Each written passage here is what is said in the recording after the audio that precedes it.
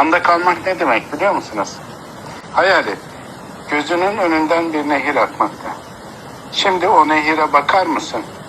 Su nasıl akıyor? Bir bak bakalım. O nehirdeki akan suyu gör. Sonra gözlerini kapat. Tekrar aç. Bir bak bakalım. Nehir var ve nehirden su akmakta değil mi? Gözlerini kapamadan önce baktığın su, gözlerini kapadıktan sonra baktığın su aynı mı? Gözlerini açıkken baktığın su çoktan akıp gitti. Gözlerini kapayıp tekrar nehire baktığın zaman su görüyorsun ama aynı su değil. Fakat şimdi size çok daha önemli bir şey söyleyeceğim.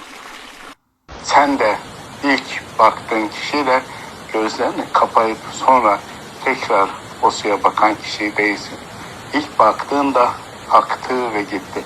Şimdi ve şu anda yeni bir benlik, yeni bir bilinç ve yeni bir bakış açısıyla bakıyorsun. Şimdi canlı ve diri olma anı.